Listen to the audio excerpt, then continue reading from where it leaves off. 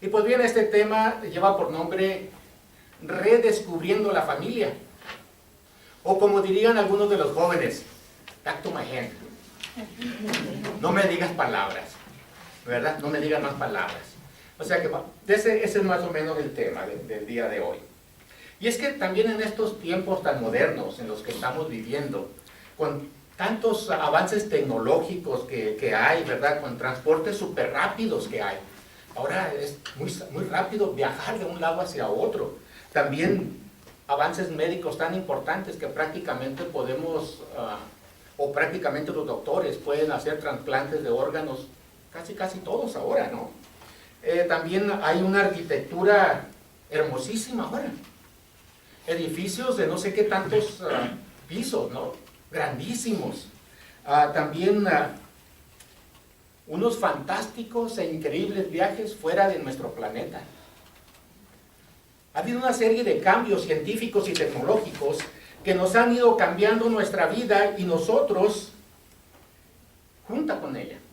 Nuestra familia también ha reflejado los grandes cambios. Porque ahora tenemos que estar con el último grito de la moda. Hoy necesitamos tener el teléfono más sofisticado. El teléfono donde podamos recibir los emails. Donde podamos sacar las fotografías más claras. Y lo más importante, que podamos entrar a todas las redes sociales que se encuentran en el internet ahorita. También debemos de tener las computadoras más rápidas y las más sofisticadas. ¿Para qué necesitamos esto?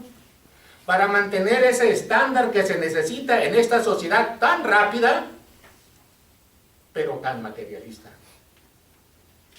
De tal manera que ahora nos estamos dando cuenta de que nuestras prioridades han ido cambiando. Ya no somos los mismos.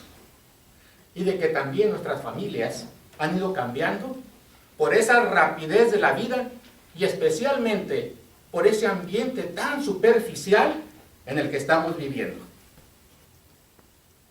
Porque ahora, como diría un joven, lo que se ve o lo que se siente muy cool o lo que se siente bonito, eso es lo que vamos a hacer.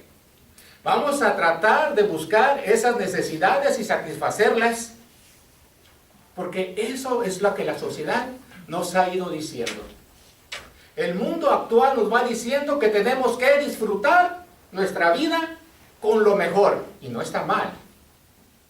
Lo importante es ver cómo vamos a llegar a ese placer o a ese bienestar que nosotros necesitamos como personas y también como familias. El día de hoy yo traigo algunas preguntas, no para que me las contesten inmediatamente, sino para que ustedes las reflexionen y se las contesten ustedes mismos. El Padre nos hablaba de cómo se preparaba la Pascua en aquella época, que se sentaban el padre, la madre y los hijos. Hermanos, yo quiero preguntarles, o pregúntate a ti mismo, ¿dónde quedó esa familia tradicional en la que nosotros crecimos? ¿O en la que crecieron nuestros padres o nuestros abuelos? ¿Dónde quedó esa familia que a la hora de la comida o de la cena se sentaban todos juntos para compartir su día? Los esposos compartían su trabajo en las oficinas o en el campo, la esposa en el trabajo en la casa, y los hijos compartían ¿qué? Cómo le fue en la escuela, cómo me he portado el día de hoy, etc. También, hermanos, ¿dónde quedó esa familia que le daba gracias a Dios antes de tomar sus alimentos? Y ahí reconocíamos, o se reconocía, que solamente por la gracia y la misericordia de Dios teníamos ese pan para poder llevárnoslos a la casa, a la boca. Y que solamente por su gracia y misericordia nuestros padres tenían ese trabajo para poder proveernos con casa, comida y vestido y educación. Hermanos, ¿dónde quedó esa familia que respetaba a sus padres y a sus mayores, y los mayores respetaban a sus hijos. Hermanos, ¿dónde quedó esa familia que se sabía los 10 mandamientos? ¿Cuántos de ustedes se saben los 10 mandamientos? No levanten las manos. Piénsenlo nada más. ¿Dónde quedó esa familia que se sabía los 10 mandamientos, especialmente ese que dice, respetarás a tu padre y a tu madre? Y esto no lo quiero decir solamente para los jóvenes, para los que son solamente hijos, porque todos somos hijos en algún momento, sino lo más importante lo quiero decir para nosotros como adultos, que en ocasiones tenemos a algunos de nuestros padres de edad avanzada, y de una manera egoísta estamos tratando de quitarnos esa carga que significa para nosotros. Porque ese anciano o ese adulto lo que más necesita son atenciones y cuidados, pero especialmente necesita el amor y la comprensión de esa familia. Conste que este mandamiento tiene una promesa. ¿Alguien sabe qué promesa tiene este mandamiento? Amarás a tu padre Y a tu madre. Y tiene una promesa. Dice, para que tengas larga vida. Interesante, ¿no? Interesante. ¿Estamos respetando a nuestros padres, a nuestras madres? ¿Buscamos una larga vida o buscamos una vida solamente cómoda, no importa que sea pequeña? Hermanos, ¿dónde quedó esa familia que rezaba el rosario? Ya no voy a decir todos los días, pero por lo menos cada semana, e iban a misa juntos los domingos, también reconociendo otro de los 10 mandamientos, que es el de la santificación de las fiestas. Hermanos, tenemos que tener fe. Este es el año de la fe. Tenemos que hacer oración. Tenemos que rezar. Tenemos que ir a misa. ¿Por qué tenemos que ir a misa? Porque ahí es donde vamos a encontrar la máxima gracia que Jesús nos ha dado. A través de su palabra y a través de su presencia real en el Santísimo Sacramento. A través de esa Eucaristía que nosotros podemos tomar y que nos da la fuerza para seguir adelante en el camino correcto. Esta es la última pregunta que quiero hacer sobre la familia en este momento. ¿Dónde está esa familia que en los momentos difíciles, si alguno de ellos tenía un problema o una enfermedad, allí estaban todos para ayudarlo o para consolarlo? Así como nos dice San Pablo en sus cartas. Oren unos por otros. Consuélense unos a otros. Hermanos, tenemos que reconocer que nuestras familias están seriamente comprometidas. Tenemos que reconocer, mis hermanos, que nuestras familias están enfermas. Y no están enfermas de una salud física, sino de una salud espiritual.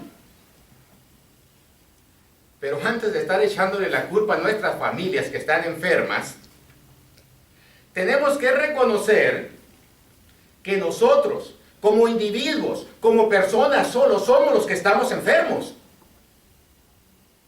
¿Sí? Nosotros somos los que estamos enfermos e estamos infectando a nuestras familias. Y solamente reconociendo que nosotros somos los que estamos enfermos, va a ser posible que podamos reparar ese daño que se ha ido llevando a cabo y podamos redescubrir nuestros lazos familiares. Como decía al principio, hemos creado una cultura que está basada en apariencias. Porque todo parece estar bien, pero solo hace falta rascarle, miren, poquitito, para que nos demos cuenta y salga a la superficie lo que en realidad muchos de nosotros somos. Las apariencias se han convertido en la manera de vivir.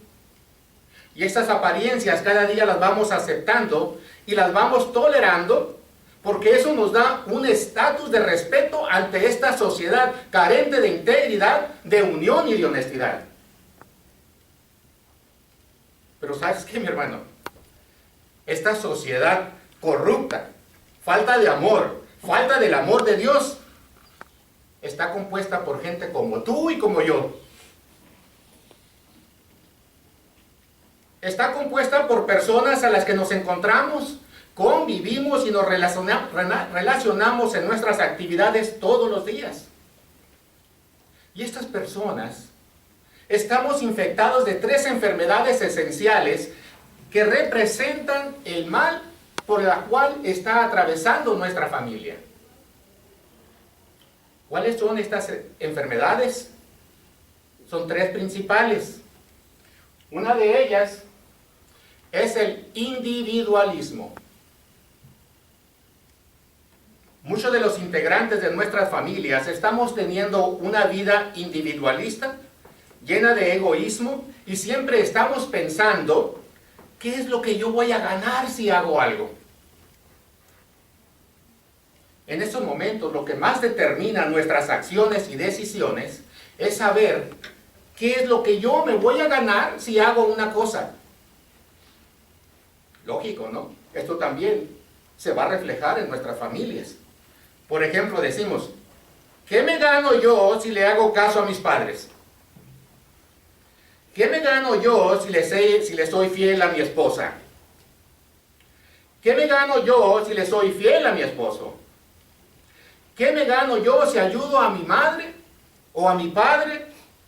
¿Qué me gano yo si ayudo a mi hermano? ¿Qué me gano yo si ayudo al vecino? ¿Qué me gano yo si voy a misa? ¿Qué me gano yo si rezo? ¿Qué me gano yo si hago oración? ¿Qué me gano? ¿Qué me gano? ¿Qué me gano? Siempre estamos buscando el beneficio propio. Como podemos darnos cuenta, este egoísmo o individualismo está presente en cada una de las acciones de la vida. Así, no va a haber familia o comunidad que pueda crecer o estar unida con una actitud de egoísmo como esta. Al contrario, el individualismo en nuestras familias es como si fuera un cáncer que va debilitando nuestra familia y la hace sufrir. Hace poco, estoy seguro que todos saben, un juez prohibió que el juramento de los Estados Unidos, este que se hace en las escuelas y en muchos otros lugares, ya no se usara la palabra under God, que quiere decir bajo Dios, o mejor interpretado, bajo la protección de Dios. Y esto solamente porque un alumno la encontraba ofensiva.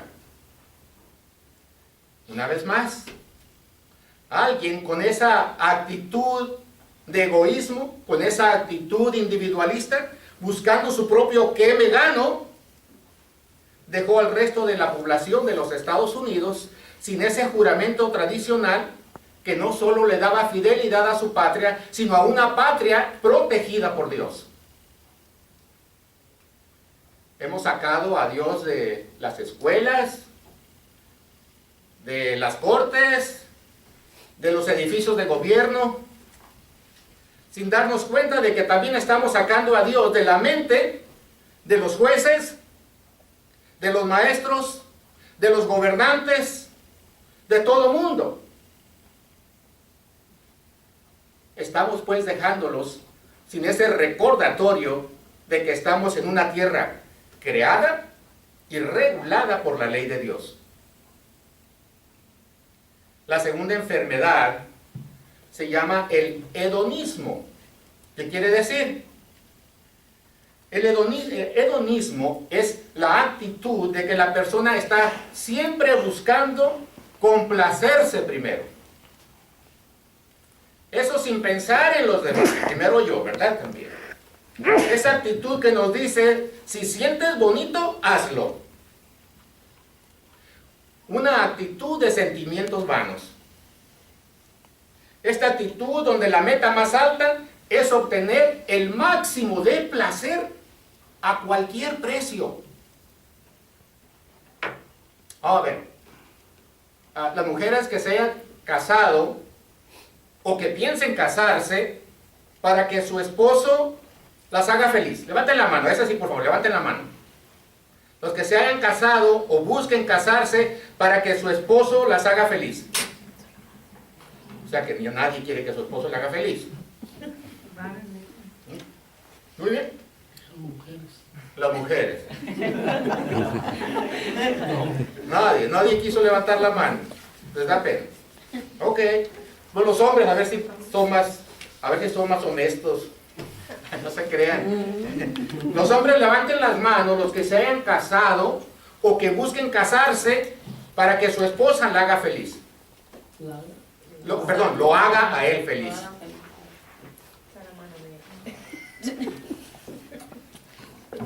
Okay. Entonces hemos buscado, cuidado porque aquí también hay un problema, ¿no? Cuando nosotros estamos buscando que nos vamos a casar para que mi pareja me haga a mí feliz, nosotros también estamos cayendo en esa actitud de sentir bonito primero. Porque andamos buscando que alguien primero nos halague, que alguien nos quiera a nosotros primero, que nos haga sentir bien. Hermano, cuando nosotros nos casamos, cuando nosotros busquemos el matrimonio o que estemos en el matrimonio, no tenemos que buscar absolutamente primero me hagan a mí feliz, sino tenemos que buscar hacer feliz. Yo amo tanto a mi pareja que la quiero hacer feliz, no importa que le huelan los pies. Yo voy a hacer feliz a mi esposo, no importa que deje la ropa tirada. Voy a hacer feliz a mi esposa, no importa que se le queme la comida. ¿Por qué? Porque el amor no es egoísta, es paciente, es comprensivo. Nomás hay que leer la primera carta a los Corintios, capítulo 13, versículos del 1 al 6. Decía Adela, el amor es ciego. Pero ese es otro rollo que no te lo voy a contar acerca del amor ciego. ¿Por qué era ciego? ¿Por qué es ciego? Por eso también cuando nosotros caemos en esa actitud de nosotros primero, nos lleva a la indiferencia. Ya no nos preocupamos por los demás porque solo nos interesa el placer. Y esa actitud que nos conduce a la flojera y a la lujuria. A ese sexo desordenado y sin respeto. Hermanos, ¿no se han dado cuenta de que hay muchos niños jugando a ser papás? ¿No se han dado cuenta de que hay muchos niños sin uno de sus padres porque ese padre o esa madre no le interesó tener una relación con su hijo, sino que solamente le interesaba tener ese placer propio?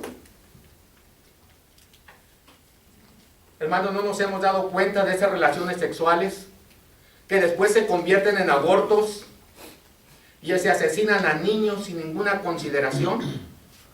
Botándolos a botes de basura para deshacerse, entre comillas, de ese problema. ¿No es acaso común ver también en nuestras familias abusos sexuales a nuestros niños por parte de familiares cercanos, como tíos, hermanos, vecinos, incluso hasta por sus propios padres, que arrebatan esa inocencia sagrada dañándolos para el resto de sus vidas? El hedonismo o el placer primero, mi hermano, eso no es una libertad. Eso es un libertinaje de bajas pasiones que también nos van esclavizando o van esclavizando al ser humano con adicciones al alcohol, a las drogas, a la pereza, a una sexualidad mal orientada. Y ahora el último grito del hedonismo. Este es el último grito. También nos está esclavizando a las nuevas redes sociales en el internet, que de verdad pueden ser muy útiles para el desarrollo de las comunicaciones, para la evangelización, etcétera, pero no le estamos dando el uso correcto. Mi hermano, y raya en lo ridículo que pasemos horas y horas sentados haciendo algún juego, pasando chismes, platicando o chistes de mal gusto que no ayudan absolutamente para nada para nuestra santidad, sino que nos va formando esa actitud de placer primero. Primero yo me divierto. Otra de las enfermedades que está viviendo nuestras familias a través del individualismo. Wow, ¿qué pasó? ¿Les gustó lo del internet? Lo de los chistes se juntan. Cada quien, ¿verdad? Cada quien tenemos nuestra propia enfermedad, nuestras propias cosas. Otra de las enfermedades que también se está llevando a cabo en este momento en las personas es el minimalismo. Puras palabras así medias extrañas escogimos ahora, pero el minimalismo es lo menos que yo debo de hacer, lo mínimo. Esta enfermedad familiar complementa perfectamente con el egoísmo del individualismo o el que me gano yo, y con la búsqueda del placer o el sentir bonito yo primero. Esta enfermedad familiar es cuando nos preguntamos, ¿cuánto es lo menos que yo tengo que hacer para recibir el máximo beneficio? ¿Cuál es lo menos que tengo que hacer? Por ejemplo, ¿cuánto es lo menos que le tengo que dar a mi esposa para los gastos de la semana? O la esposa dice, ¿cuál es lo menos que debo de cocinar para preparar esa cena cuando llegue mi esposo y mis hijos? Es más, allá hay pan, hay boloña, hay sándwich, que se hagan un sándwich. O los jóvenes, ¿cuánto es lo menos que yo debo de estudiar para pasar mi examen? O los esposos, ¿cuál es lo menos que yo debo de hacer para mantener vivo este matrimonio? O nos preguntamos, ¿cuál es lo menos que yo tengo que hacer para ganarme el cielo? Si nos fijamos en todos estos ejemplos, solamente queremos hacer lo mínimo, lo que no nos cuesta trabajo hacer. El minimalismo es el enemigo de la excelencia o la abundancia. Este mal es el padre de toda mediocridad. El minimalismo es la enfermedad más grande que está dañando a nuestras familias porque estamos diciendo cuál es lo mínimo para mantener esta familia. No solamente a nuestras familias, también a nuestra sociedad, y me atrevo a decir que también a nuestra iglesia. Porque decimos, ¿cuál es lo menos veces que yo puedo ir a misa? ¿Cuál es las menos veces que yo me tengo que confesar? ¿Cuál es lo menos que yo debo de tomar la Eucaristía? ¿Cuál es lo menos que yo debo de rezar? Porque como se dice, estamos en una actitud de cumplimiento. Ya porque la iglesia propone que nos debemos de confesar solamente una vez al año, pues ya no nos volvemos a confesar, ¿no? No, ya no. Porque ya vamos a poder vivir los 364 días siguientes sin pecado. Ajá. A veces que yo salgo del confesionario, yo estoy juzgando al que está ahí parado. Mira, ese sí necesitaba venir a confesión, yo no necesitaba. Ese sí tiene que rezar. Y ojalá le dé una penitencia porque me dijo unas cosas el otro día. Y pues ojalá. Vaya pues, que nosotros estamos en un plan de cumplir, de cumplimiento en nuestra iglesia. Y quiero hablar de cumplimiento, pero aquí la voy a dividir, la palabra cumplimiento, porque cumplo y miento, ¿verdad? Estoy cumpliendo, pero estoy mintiendo que de verdad cumplo. Vaya pues, qué cosas.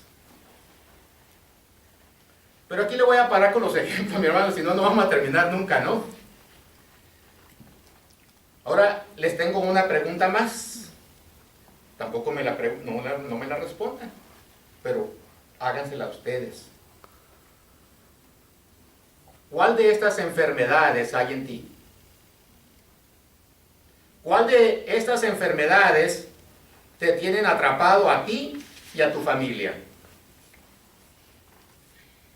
Pero esta es mucho más importante que las otras. ¿Cuál de estas enfermedades estás dispuesto a dejar el día de hoy? ¿Cuál de estas enfermedades estás dispuesto o dispuesta a ir a dejárselas a los pies de Cristo en el Santísimo Sacramento? ¿Cuál de esas enfermedades el día de hoy vas a tener el valor de ir a hincarte enfrente del Santísimo Sacramento y decirle, Señor, aquí estoy? En esta cuaresma quiero empezar de nuevo. En esta cuaresma quiero que me limpies. Esta cuaresma, Señor, aquí está mi confesión. Para que con tu gracia y con tu misericordia me perdones y pueda empezar una vez más. Que pueda preparar esa Pascua de resurrección nuevo y resucitemos junto con Cristo.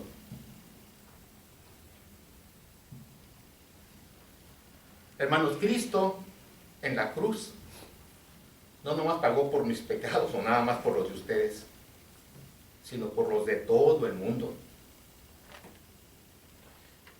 Y digo esto porque Jesús no sufrió de egoísmo o de individualismo. En Lucas capítulo 17, versículos del 11 al 10, dice, Cristo vino y curó enfermos y curó ahí a 10 leprosos. ¿Cuántos le dieron las gracias a Jesús? Uno.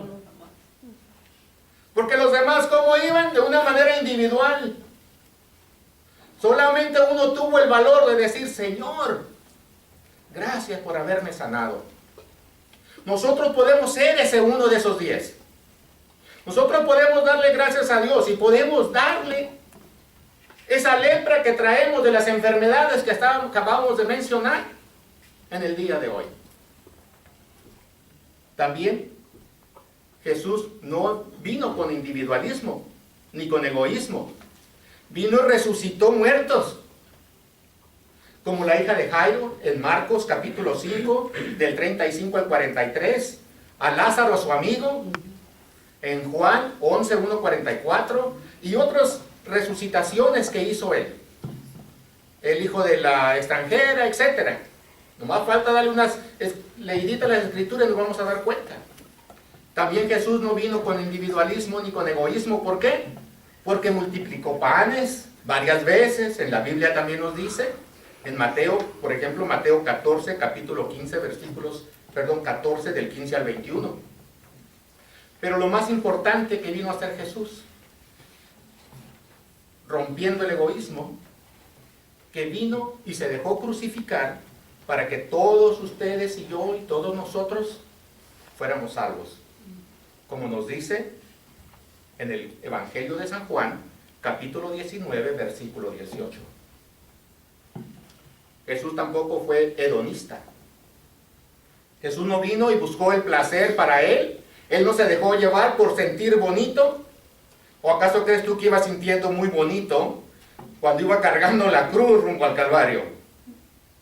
O tal vez sentía muy bonito cuando estaba orando en el huerto de Getsemaní, ahí en el huerto de los olivos. Nos dice la escritura en Lucas 22, 44, nos dice que hay gruesas gotas de sudor, que era sangre.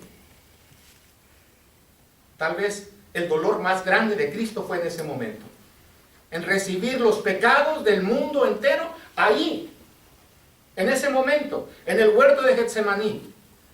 Jesús no sintió bonito, se los puedo asegurar. También Jesús nos dijo que nosotros no estamos en el matrimonio solamente para vivir o para sentir bonito. Estamos en el matrimonio para que tengamos una unidad. Y esa unidad nos va a dar la felicidad. Porque nos dice en Mateo capítulo 19, versículos del 4 a 6, las parejas se vuelven una sola carne.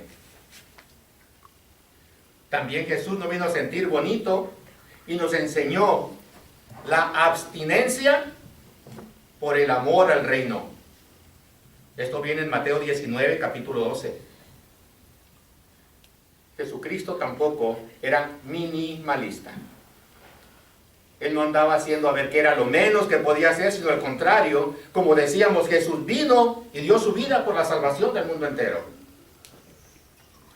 Incluso Jesús todavía perdonó ahí en la cruz a quienes lo estaban crucificando. Lucas 23, 33, 34. Jesús no vino a dejarnos cosas pequeñas, porque vino y nos dejó la Santa Iglesia Católica, como la iglesia que Él fundó, y esto viene en Mateo 16, capítulo 18. Jesús no vino a quitarnos la ley de Abraham, sino como nos dice, vengo a perfeccionarla, en Mateo capítulo 5, versículo 17. Y Jesús no dijo, el que se salvó, se salvó. Lo mínimo que voy a hacer. El que me escuchó, se va a salvar. No, sino que Él viene y nos dice, en Juan capítulo 20, 21 al 23, nos da el perdón de los pecados. Jesús era minimalista. Jesús vino con cosas mínimas, a hacer lo menos que pudo para darnos nuestra salvación. Claro que no. Mis hermanos, las familias de hoy están cansadas de vivir con estas enfermedades. Nuestras familias están desesperadas y sin mucha esperanza. Nuestras familias, a causa de estas enfermedades de las que estábamos mencionando, se han ido desmoronando espiritualmente. ¿Por qué? Porque muchos de nuestros familiares ya no son creyentes, ya no son practicantes, incluso se han ido a otras sectas, abandonando la iglesia que el mismo Cristo fundó, como nos decía en el Evangelio de Mateo capítulo 16, versículo 18. Hermanos, estas familias nos dicen que tienen hambre. Y el grito es tan claro y tan fuerte que no podemos ignorarlo. Nuestros padres, nuestros hermanos, nuestros hijos, nuestros familiares, nuestros vecinos me dicen, no me digas más palabras. No me digas más palabras. Enséñame tus acciones. Escucha el grito. No me digas más palabras. Talk to my hand. Este grito profundo y lastimero no lo podemos ignorar. Nuestros hijos, nuestros padres ya no quieren escuchar incluso a otro predicador más. Ya no quieren escuchar otro vibrante y sorprendente testimonio de conversión. Ya no quieren escuchar a Fernando Casanova. Ya no quieren escuchar otro CD de cristianismos o de alabanzas. Es más, nuestros amigos, nuestros hermanos, nuestra familia, ya no quieren ir a otro retiro. Nuestros padres, nuestros hermanos, nuestros hijos nos están gritando, ya no me digas más palabras, muéstrame tu ejemplo. Ellos, hermanos, quieren ver una vida auténtica de cristianismo. Nuestros padres, nuestros hijos, nuestros hermanos están cansados de que les digamos con palabras y no con ejemplos. Les decimos, tienes que ir a misa, tienes que rezar, tienes que confesarte, tienes que. Cuando deberíamos decir ¿qué? Vamos a rezar, vamos a confesarnos, vamos a misa. Nuestra familia está hambrienta de ejemplos que les enseñen, que seamos testimonios vivientes, que seamos la guía que ellos necesitan. Nuestras familias, hermanos, están decepcionadas de nuestras acciones, de nuestros conflictos y de las contradicciones de nuestras propias vidas. Hermanos, ya es hora. Esta Cuaresma, el día de hoy, Dios está tomando hombres y mujeres valientes que se comprometan con su palabra, que sean fieles integrantes de su iglesia, hombres y mujeres que den testimonio de fe, hombres y mujeres que sean buenos hijos, hombres y mujeres que le digan con la frente en alto, yo soy cristiano católico, no de tradición, sino de convicción. Esta Cuaresma, mi hermano, te voy a invitar a que ya te desconectes del ombligo del mundo y te conectes al ombligo de Dios. Gracias, buen día y que Dios los bendiga.